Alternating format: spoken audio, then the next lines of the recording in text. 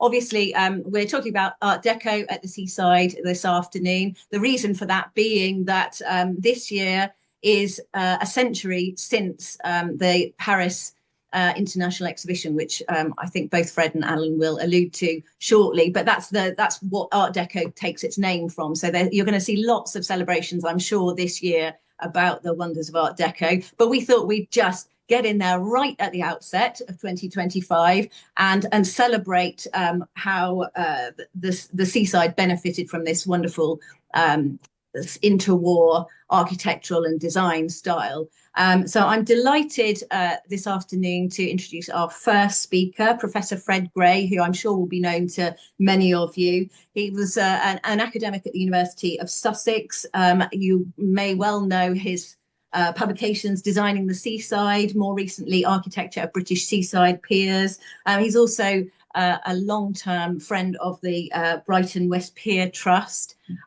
So he is going to be bringing the sunshine to our afternoon, and goodness, don't we need it. I don't know if it's as grey with you as it is with me, but Fred is going to talk to us about the sunny seaside and Art Deco. So Fred, do you want to, if I hand over to you and you can share your screen for us? Okay, let's hope this works. Let's We've see. got you.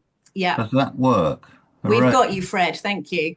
Excellent, good. Well, look, thank you, Catherine. Thank you, everyone, for signing up for this seminar. It's lovely to be here. I'm slightly nervous because there are apart from Justin, I also see Sue Barton in the audience. So there are a lot, and of course, we've got other distinguished seaside historians and observers here. So I am slightly nervous. I've got about 15 or 20 minutes to talk. And I've asked Catherine to pull the plug on me if I go on for too long. And I'm sure she will do that. But basically, I'd like to do two different things today in my 20 minutes or so. That's, first of all, take us away from this gloomy, or at least it is in Brighton, end of January, late afternoon, to the glorious warmth and sunny delights of the British interwar seaside. And secondly, I want to say something about Art Deco, especially at the British seaside and especially in the 1920s and 30s. So take away the gloom and talk about Art Deco. Catherine asked me last September to take part in this seminar and talk about sunshine as a key Art Deco motif. But she asked me to focus on true Art Deco rather than the modernism it's usually lumped in with. Something I've been guilty of doing in the past. But I jumped at the idea since it fitted well with my current writing project, which is a design history of sunshine. But it became clear pretty quickly that I knew much less about Art Deco than I thought. Gulp. I was really quite nervous about it. The following 10 slides are listed with images of the sun and sunbursts, most often at the seaside. I won't point them all out. So, it's this exhibition that took place from between April and October 1925 in the centre of Paris.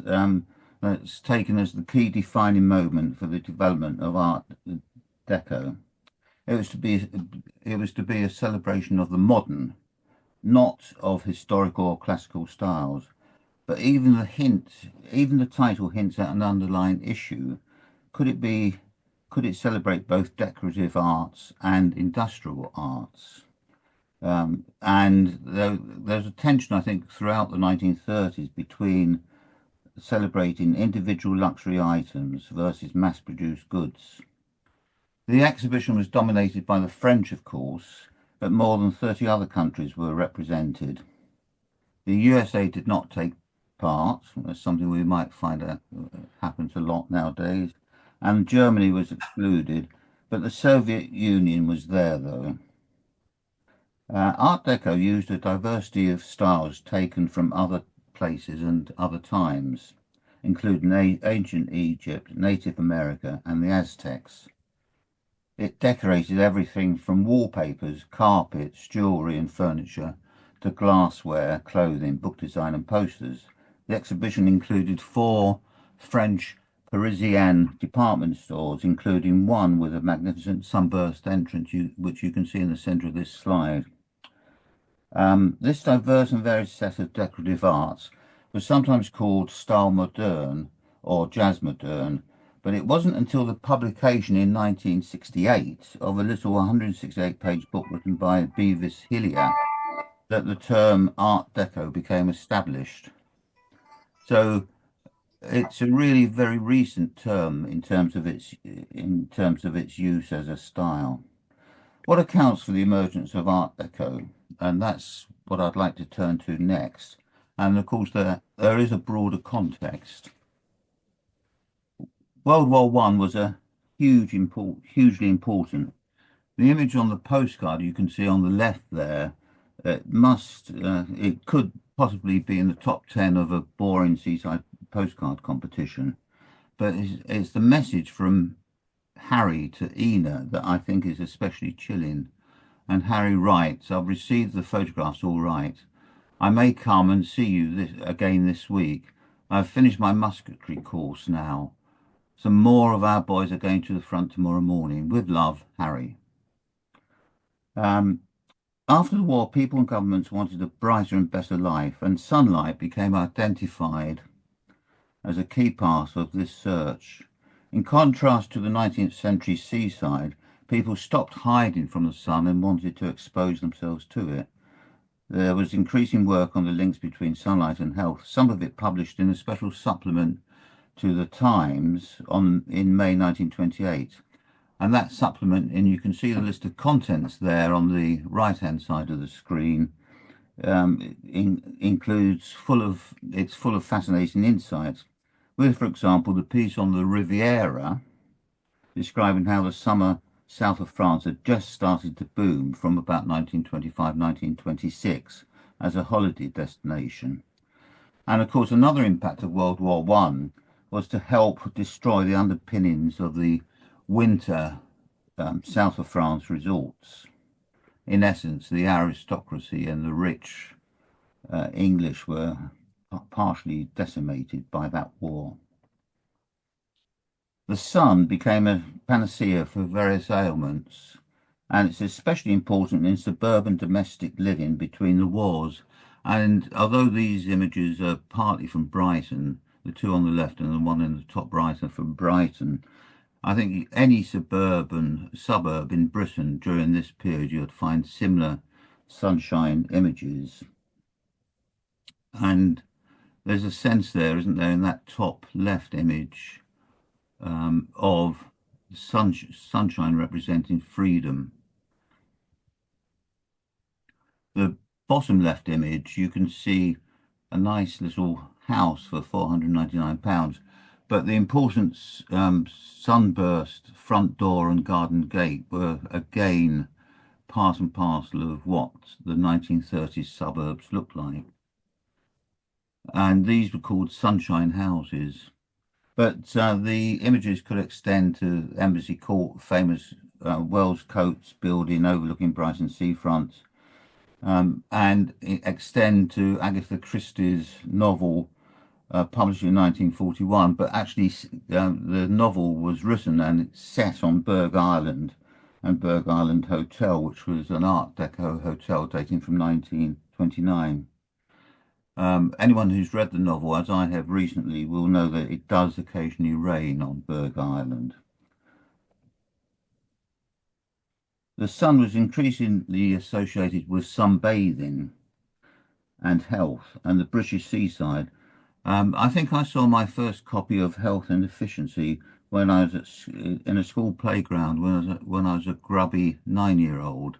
But this 1936 edition of Health and Efficiency includes serious arguments and future gazing about the nature of urban living in 1950.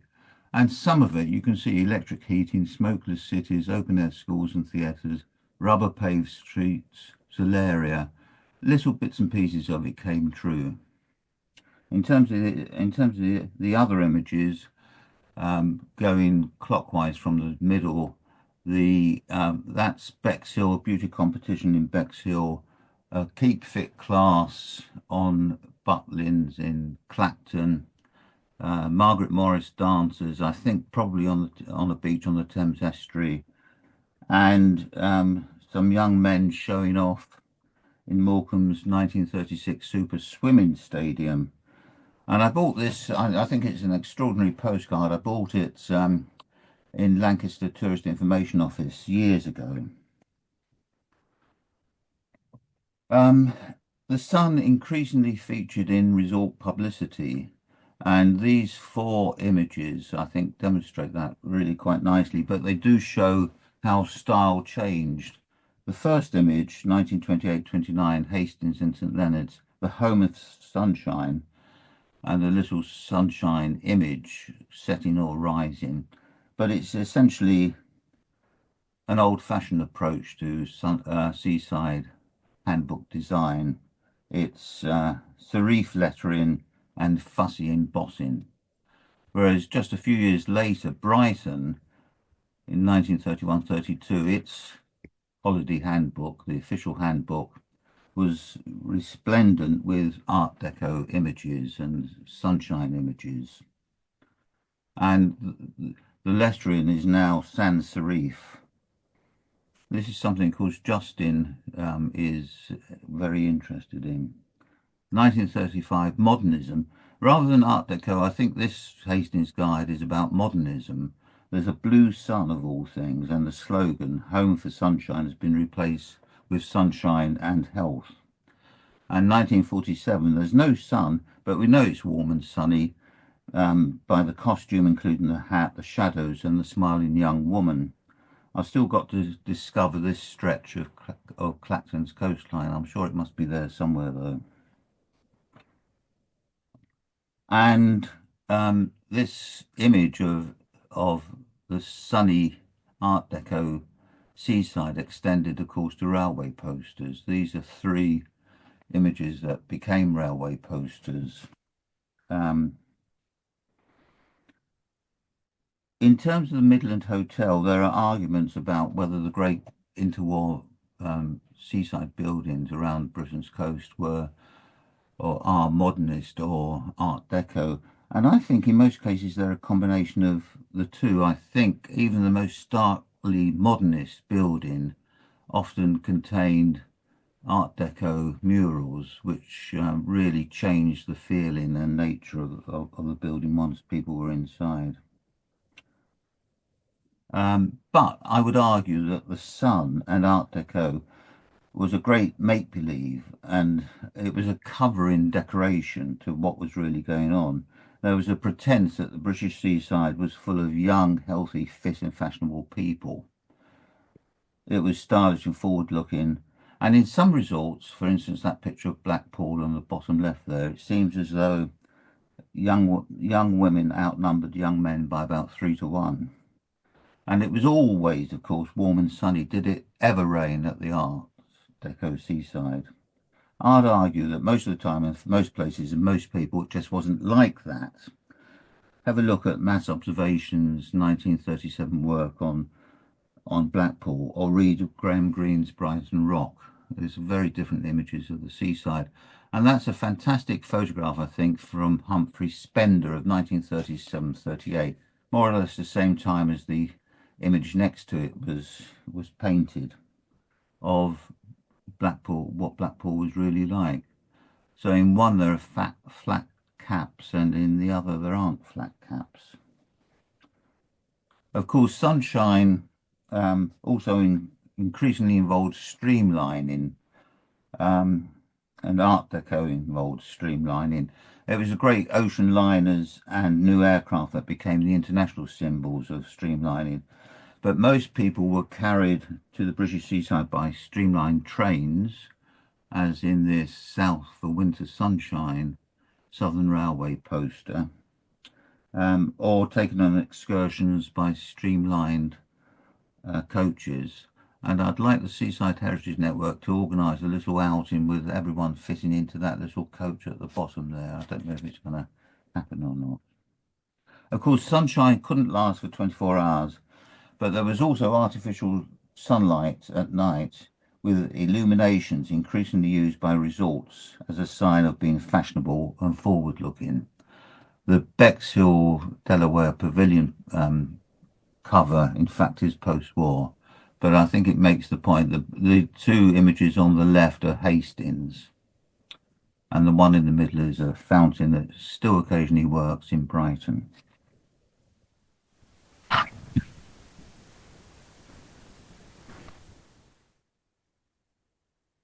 There's a hope, I think, that artificial sunshine would help to extend the resorts as all year round resorts. So at Branscombe Chine, the first solaria of its type was opened in 1932, with, as I say, the intention of extending the season. But after World War II and the supposedly sunny and fashionable Brighton, British seaside was eventually undermined by other sunnier, warmer, and more fashionable holiday places elsewhere. And in the process, the Art Deco seaside has been lost. Buildings have been converted, demolished, or burnt down. Although, of course, there are a few examples of successful renovation, including the three South Coast Lidos, Saltine, Plymouth, and Penzance, and interwar buildings, such as the Midland Hotel in Morecambe and Embassy Court in Brighton. But today, and this is my final slide, I think we're left with fragments of undervalued Art Deco decoration and ornamentation in places like Worthing, the four images on the left, in Poole, and in Ovendene in Brighton. And so going to Worthing, seafront near the pier, you can see the remains, the relics of 1920s, early 1930s town planning amid that I think, much uglier, monstrous 21st century Victoriana as a lamp post. And then Worthing Pier and the wonderful, delightful, sunny pavilion on the end of the pier converted to a very successful restaurant, but still with little fragments of the original Art Deco, including that engraved glass. And then Anya very kindly provided that image taken on Saturday of the seaside girl on Branscombe Chines, the building that used to be the Solaria. It's been recently painted, but unfortunately, I think quite badly restored.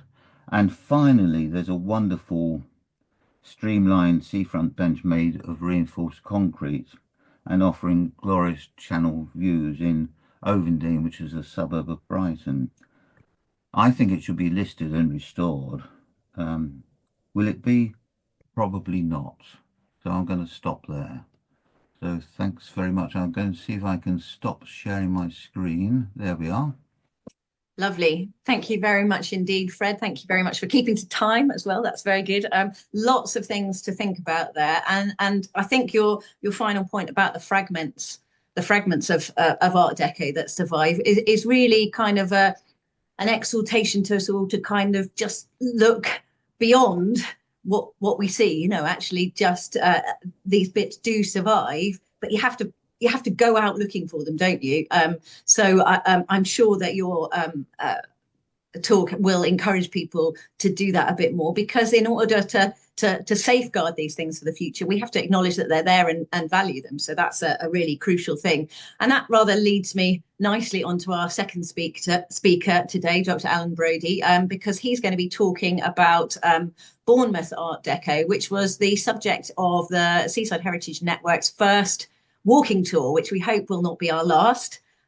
We have sort of canvassed opinion, and there does seem to be a wish for more walking tours around our wonderful seaside resorts. So watch this space. For now, however, I'd like to introduce Allan, who is a member of the Seaside Heritage Network, formerly of Historic England, and Fred's got one of his books in the background on his bookshelf there, and I'm sure you'll be aware of he's published a lot of different books on different seaside subjects, and really was the Historic England seaside champion. He is now a visiting fellow at Bournemouth University. Allan, I'll hand over to you. Well, thank you for that. And as you can see in the middle there is the advert that we had for the walking tour that Catherine and I led during the summer. And we also produced for the Seaside Heritage Network, that all of us got involved, producing a printed leaflet, which is available certainly in Brighton and eventually will be available online. And in this slide, I've provided you with a couple of images of some of Bournemouth's most interesting interwar buildings. On the left is the Palace Court Hotel, which opened in 1935, now a Premier Inn, and it's by the architectural firm of A.J. Seal and Partners. And it consisted of catering and bar facilities on the ground floor, a few floors of hotel rooms, and then flats on the top floors. So it was a mixed sort of use, but essentially a hotel.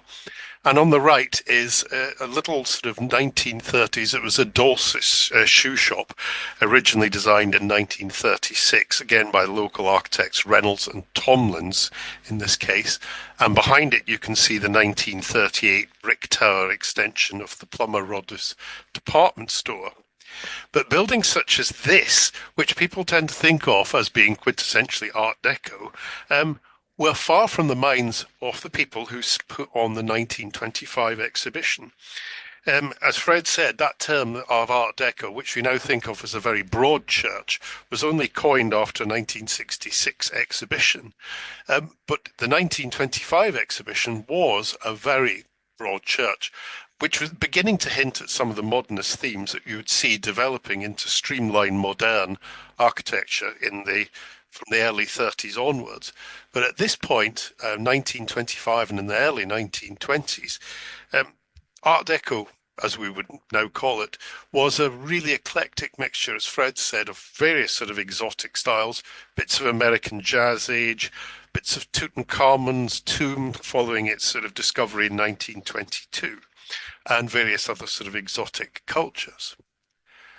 So why Bournemouth and why Art Deco? Well, every seaside resort has got one or maybe one or two sort of iconic sort of inverted commas Art Deco buildings, although virtually all of them tend to be this sort of form of streamlined modern from sort of the early 30s onwards.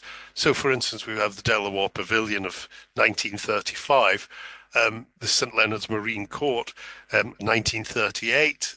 Fred already mentioned Embassy Court, 1934 to 6. Saltdean Lido with the Art Deco Hotel on the hilltop behind from 1938.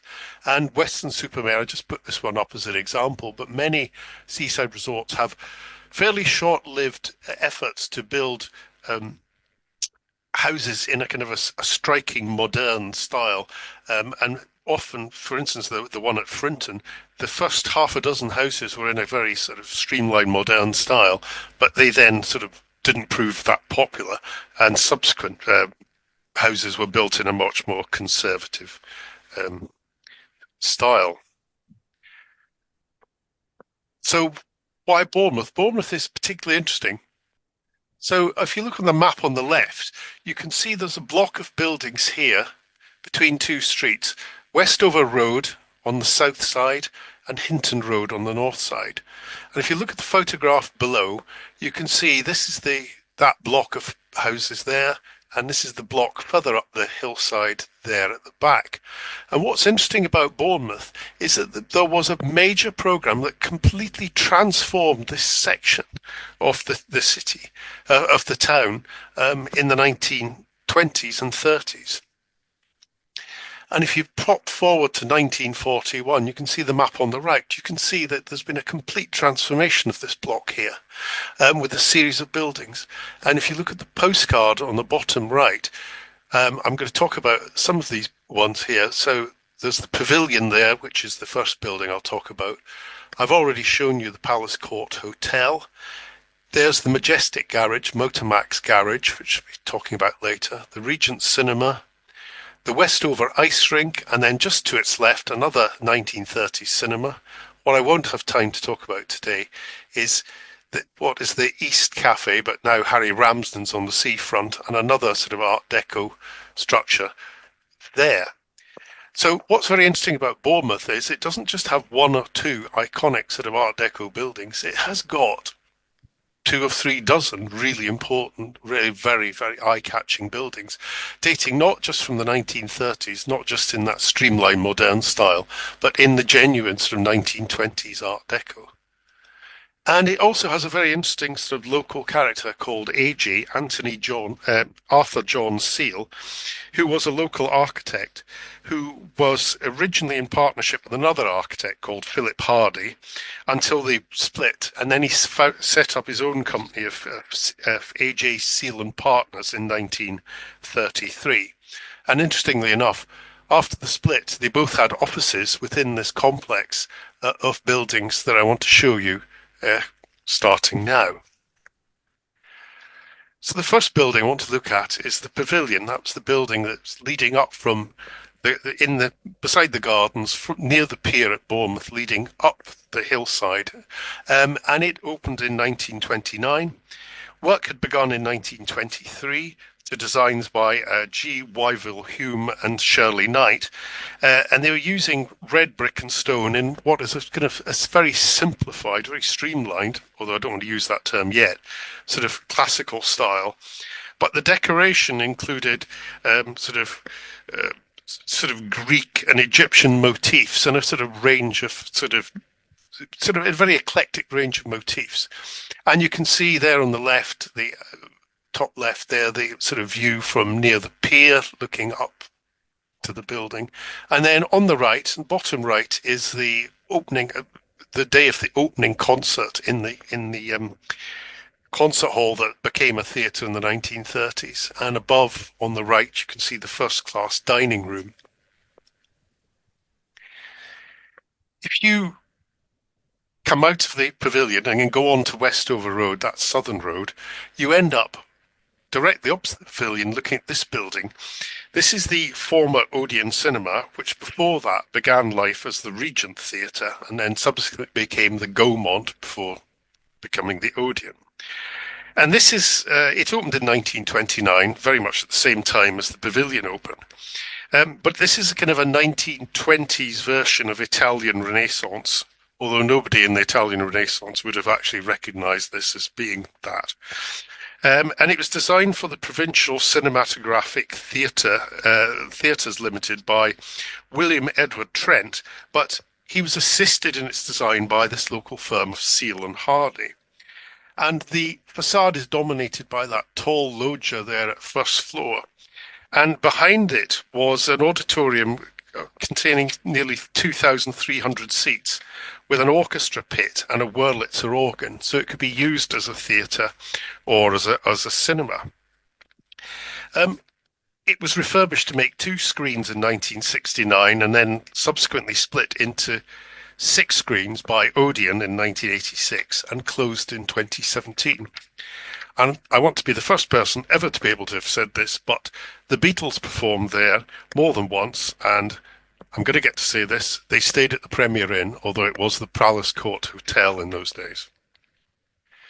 Now, if you come out onto Westover Road and turn left, just to the left of that building I've shown you, you then come to this amazing structure.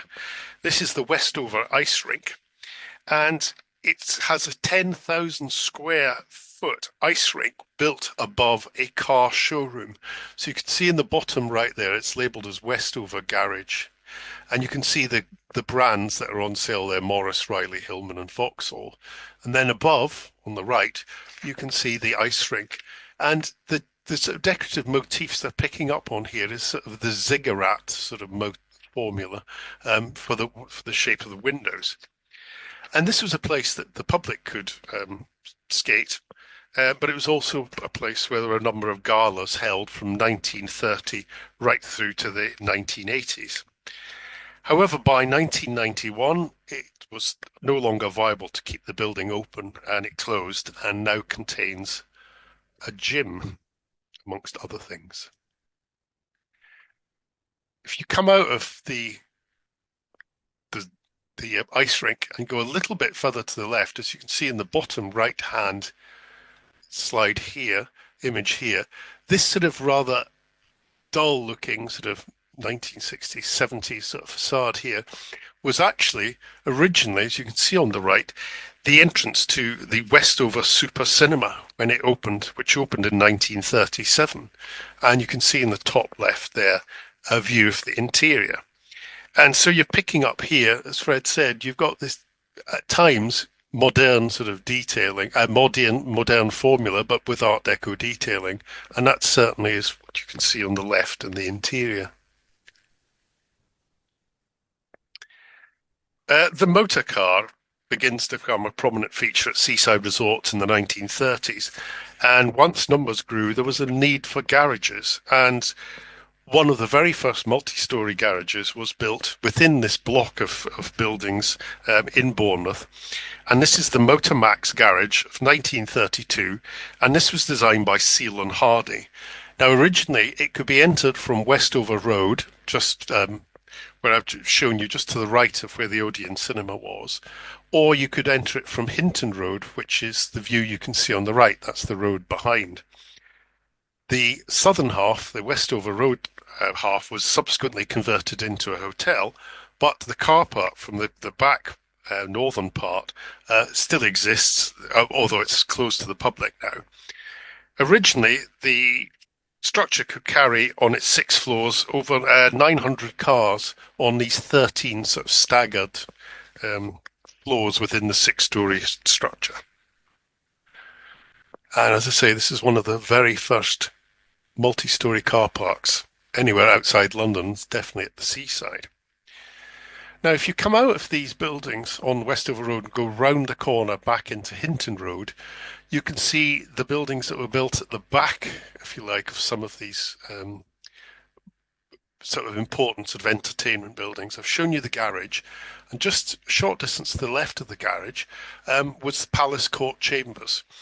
And this was designed in 1933 by A.J. Seal and Partners, immediately after he'd split from Philip Hardy. And what's interesting was that this building was actually designed with Seal having offices in the upper floors. And if you look at the very left-hand side of the building, you can actually see the stepped-up windows that indicate where the stairs are that went up to Seal's offices. In the middle there is a much more modest sort of 2-story building that was added in one of the blocks, in one of the house plots behind Hinton Road, and that's where Philip Hardy, after the breakup, had his offices. And then on the far right-hand side, you can see the Little Theatre of 1931, and this was a work designed by Seal and Hardy. And unfortunately, you can't really see the nice sort of stepped windows behind the sort of the black covering there. But currently, the auditorium is being restored by Bournemouth University. So I've looked at sort of entertainment buildings, we look at commercial buildings, we've seen a garage. There are also some quite important sort of domestic buildings being erected in Bournemouth. And now I'm coming out of that area of Westover Road and looking a little bit further afield. In the bottom right is a series of flats that look down over the gardens in the centre of Bournemouth that date from various dates in the mid-1930s in sort of this vaguely streamlined modern form. But the great star, I think, of domestic architecture in Bournemouth is at Boscombe, where you can see the San Remo Towers. And this is a fantastic block of 164 flats with a penthouse and an office, with an integrated basement garage designed to hold 130 cars. And this is constructed in 1935 to 8 by an American architect, Hector O. Hamilton, and it brings a sort of touch of sort of Floridian Californian glamour to the Dorset coast. Now, conscious of the fact that I only had sort of about 15 minutes, I haven't got time to talk about these wonderful things, but Bournemouth has got some fantastic sort of commercial Art Deco buildings. Top left, you have the Maples Furniture Store of 1937. Bottom left, you have a former Burton's store of 1936. Bottom right, you have the House of Fraser with some nice sunbursts for Fred, which dates from the early 1920s. And in the middle, we have the former Bournemouth Echo offices of 1932, worked by Seal and Hardy. And so you can see just from this very brief sort of presentation the fantastic variety. And I haven't had time to talk about the Mary Shelley pub, which is a former sort of Art Deco, part of an Art Deco store. And further out from the town centre, you have the Cumberland Hotel, fantastic 1930s hotel. Another former Odeon cinema with integrated flats, and a fantastic gas showroom, a really sort of stylish bit of modern movement construction by Seal and Partners. So I'd recommend, if you want to learn a bit more about Bournemouth's Art Deco, we have a very nice printed walking tour, and in some point in the very near future, it will be available online for everybody to download. So thank you for listening, and I'll stop sharing now.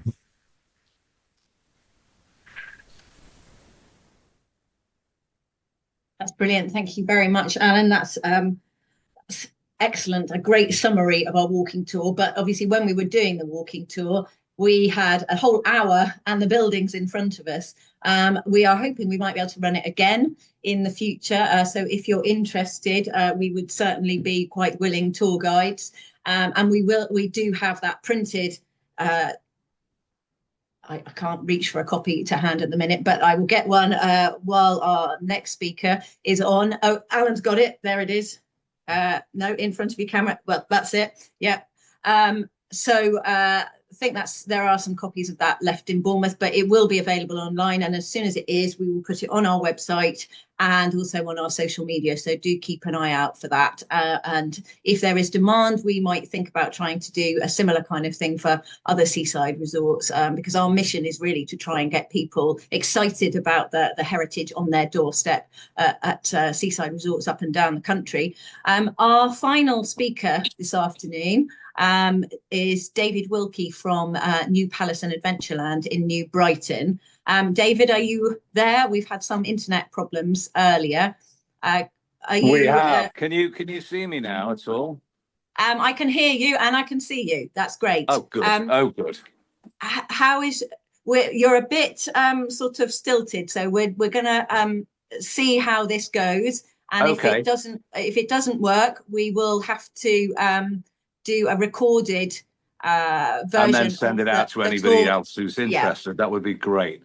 So can everybody hear me? Hello, good afternoon, everybody. And right, the first introduction is basically about my building.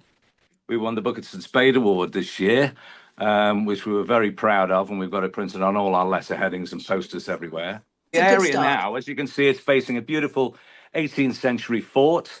Built in the 1830s, and the tunnels underneath this building, which is about 1.6 acres, nearly 2 acres of land, and it's basically all the front is Art Deco of the building, which we've got some more pictures of, I'll show you very shortly.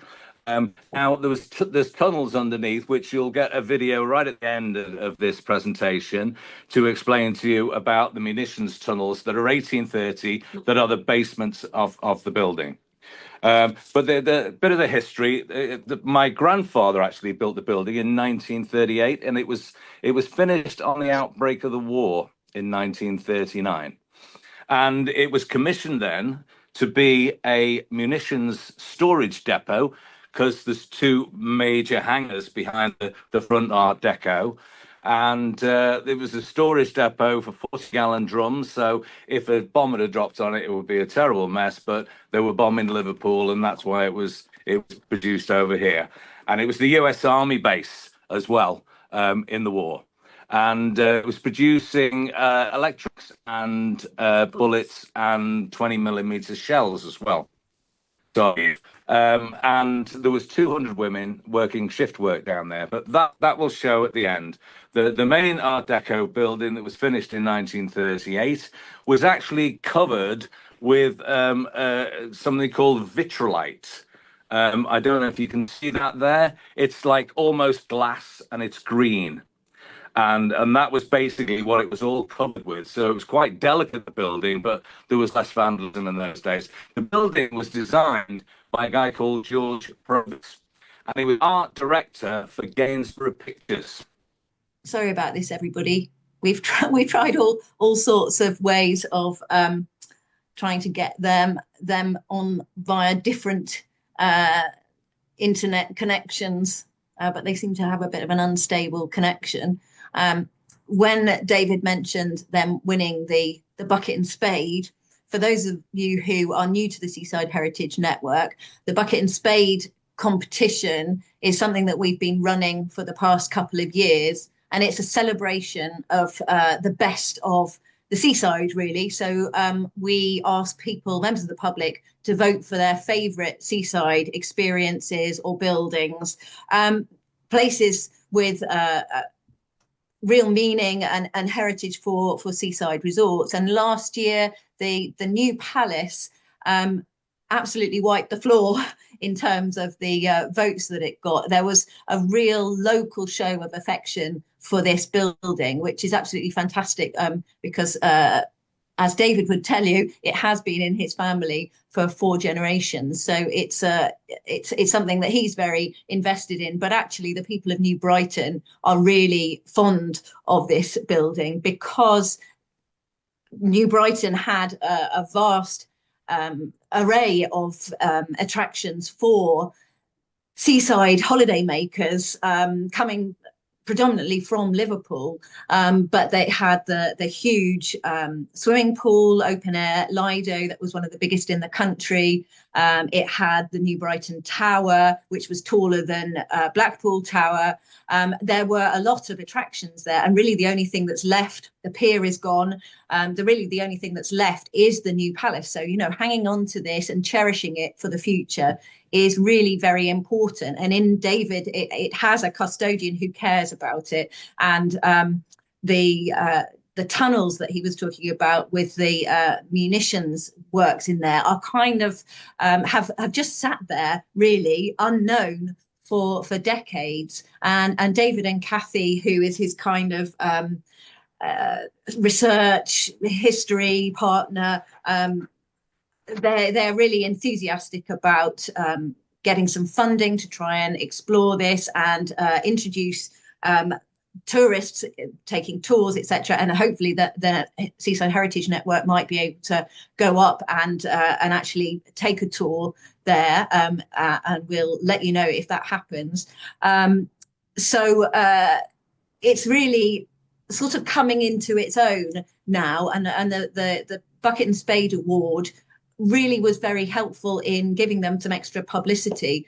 And you can see just the sort of deco quality of it. I'm afraid these images I've just had to find very quickly off my own computer. So they're not a patch on what David has got in his own collection, but we will be able to share those images and his talk on the recording. So really sorry about them not being able to do that now.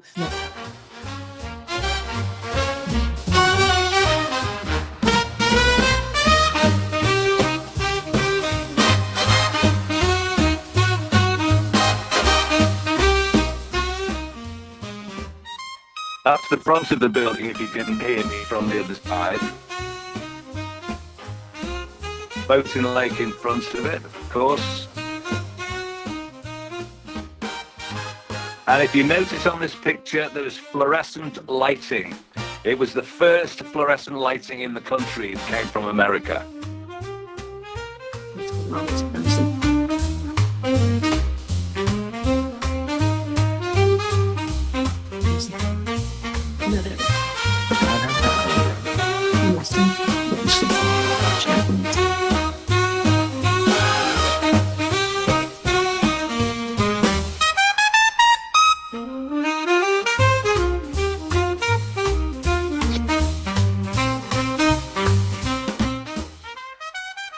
All underneath that building.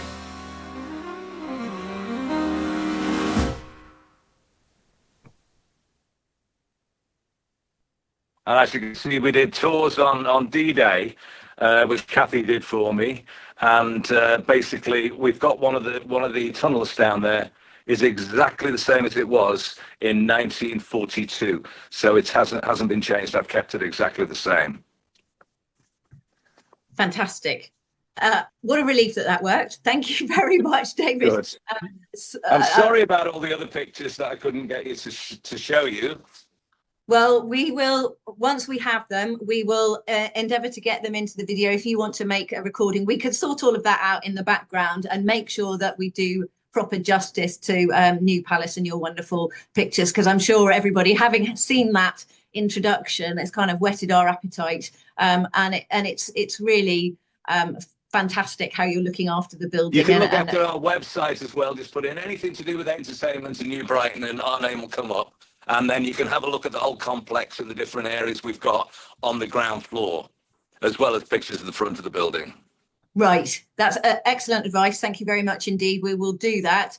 If we've got sort of 5 minutes or so left, does anybody have any questions for our speakers? Anything about Art Deco generally, Bournemouth, New Brighton, and we'll endeavour to answer them. Thank you very much for sticking with us, and apologies about the technical problems. We've got lots of people saying that they remember some of these places, so that's lovely. Sorry, Anya, somebody asked about the name of the Gainsborough Pictures art director. Could you repeat that? Because I think you went a bit muffled then. Right, his name was George Provis. How do you spell that? George. Yeah. Provis. Okay, right. Thank you.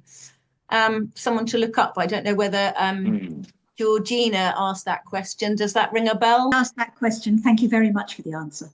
Thank you, no Georgina. Any more information, you can just get in touch with us by the website, and I can always give you a phone call about anything you might be interested in. Lovely. Thanks very much. Somebody has asked about Embassy Court. Fred, you might know the answer to that. Are there tours of Embassy Court? I don't know whether that's something that happens for Heritage Open weekends. Do you know anything about that, Fred?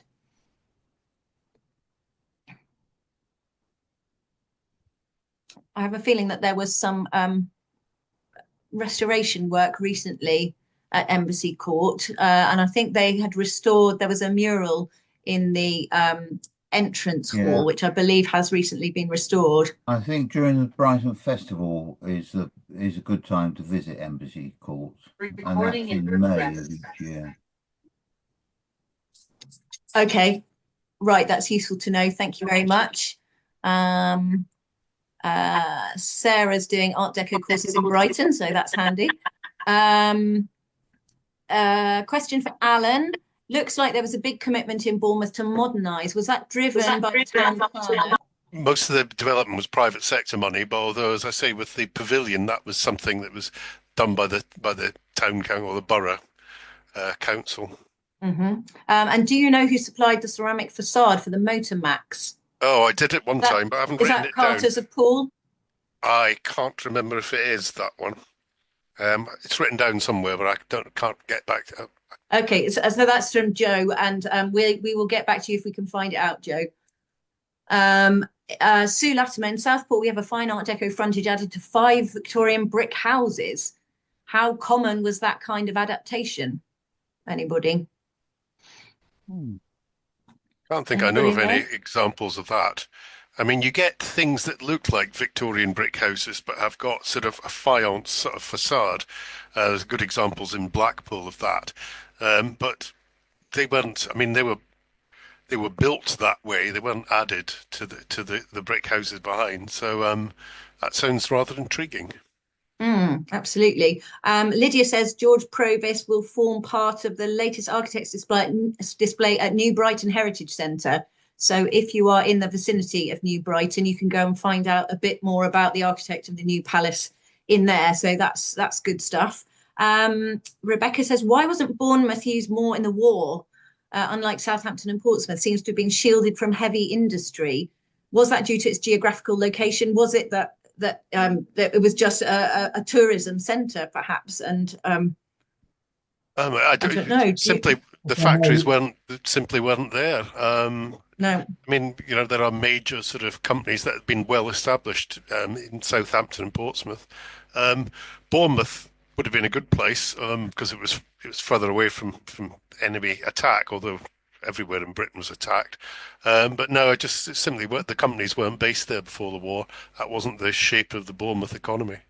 And I think we have to be glad of that now, because these things were spared. And really, there is a lot of surviving Art Deco in Bournemouth, and some additional housing by AJ Seal as well on the sort of periphery, hotel and things. So a really interesting character and lots to see there. Pam says, thanks for some very interesting talks and for introducing some buildings I'm not familiar with. And hopefully that applies to other people as well. Thank you very much for joining us today. As Anya said, our next seminar, which is on the 26th of March, is going to be about seaside resorts as World Heritage Sites. And that's something we have started lobbying for. And we've got 3 very expert speakers coming to join us for that, including our very own Allan. So do sign up for that if you're interested. Whether there's any other questions, anybody else wants to add anything, but we will sort out the new Brighton presentation for you. Apologies again for that. The technology just wasn't on our side today. So Catherine, I've got best in the world. Sorry. Oh, hello, Ruth. Hello. Please do speak. Yeah, I'll put my camera on. I better confess that I'm a conservation officer at Bournemouth. We're very pleased to have you. Thank you for joining us. So I was most interested in the talk on Bournemouth. I do a lot of walking tours myself for people. I've done for the 20th Century Society. I remember there. So just to say, do get in touch if you'd like to link up with a walking tour or something. Fantastic. Yeah, thank you very much. But brilliant talk today. Thank you, everyone. Hi. Hello, Susan. Hi. How are you? Yeah, I'm good, thanks. Since I last spoke, I've become heritage champion for the city of Leicester. Oh, lucky Leicester. I work with the conservation officers in the city and heritage groups. But the comment I made, I put in the chat. I've been writing about Switzerland recently, as well as Seaside. And the sunshine logo is very much part of the 1920s and 30s branding of alpine resorts, especially St. Moritz. And the ski girl is a sort of the equivalent of the sunshine girl in the bathing costume, similar poses, different outfit.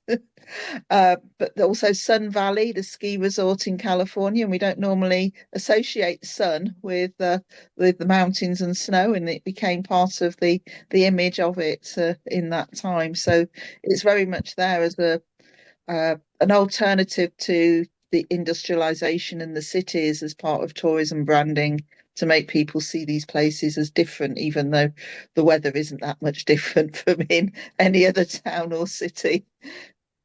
It was a great place, wasn't it, to go to Switzerland for the sanatoria, and any of the upper any hillside location was as common as sort of seaside location, wasn't it, for sanatoria? Yeah, I actually was sent to one as a child in Arosa, which also has a sunshine logo.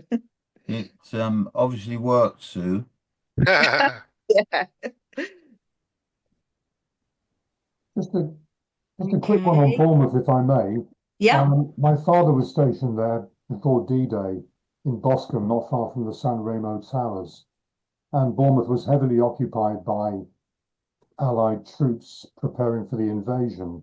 The one story that I think is little known is that there was a targeted Luftwaffe bombing raid on a hotel near the Lansdowne, which was seen as suspicious in how they got the information that it was occupied by, I think, a lot of Canadian senior military staff.